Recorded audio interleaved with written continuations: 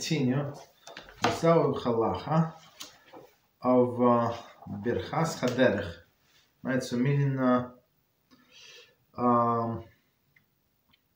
Tefillas HaDerech, meaning what is it? It's a prayer before somebody travels. Okay. So we said the distance, everything. Okay. So now we start. We continue with the same topic, but different scenarios. During the air travel. So it says common custom to recite Tefillas HaDerech when traveling by plane as well. If the airport is out of the city where one lives, then Tefillas HaDerech should be recited in a car on the way to the airport, following the guidelines set forth above. This is then included entire journey, included portion on the plane. So it's very interesting what we say here. Why is that? So because it depends where you live. You have to understand and look up probably on the map where is your airport located. Because for example, where I live, all of the airports next to me, like all of them, is actually in a city limit. So I mean, there are houses right there. It's like for sure in a city limit. So you would not say the blessing on the road to the plane, to the airport, because it's still in a city. But maybe some, I mean, not maybe. If it's somewhere like beyond the city limits, so it's like, as we said, 2.5 miles or something, 2.5 miles. Yeah, 2.5 miles. Then you would say Practical HaDerech while you're in the car, after you left the city limits.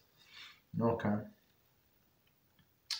Okay, continue. The airport is if the airport is in the city, there is a difference of opinion when exactly to say Tefillas HaDerech. Some say the best time to recite it when the plane picks up the speed in a runway. Okay, I guess they say it's Emes Yaakov. So Emes Yaakov is Rav Yaakov Kamenetsky. That's all, right? Big tzaddik. Lived here, I think, in Monsey. Right, so he said when it's a runway, I guess because it's when the danger starts. While others maintain that one should say it when the plane achieved the altitude high enough that it would be dangerous for the passenger if fell.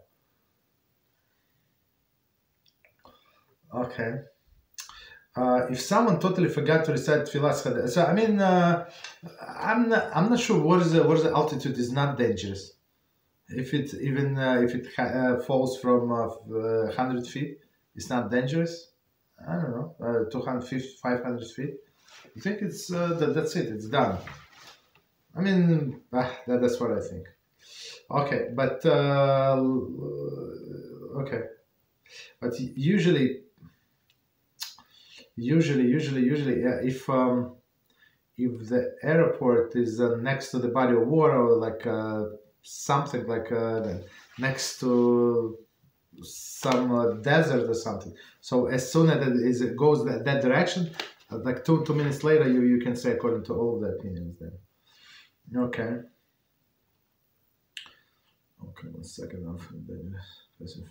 If someone totally forgot to recite Tefillas HaDerech on an airplane, he may still recite when within the parasa of landing.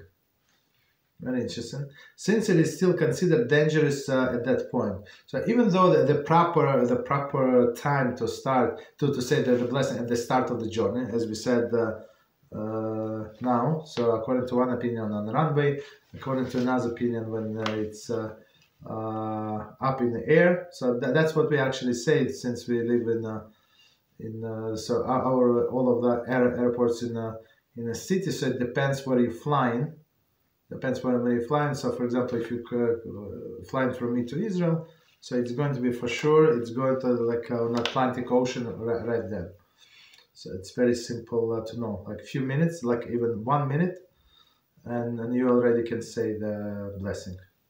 That's what we say. That's when we say. Continue. Or as I say, if one forgot, still before the landing, you can still say the this Tefillah HaDerech. Why? Because it's very dangerous time also during the landing. Okay. So again, if you still have 2.5 miles.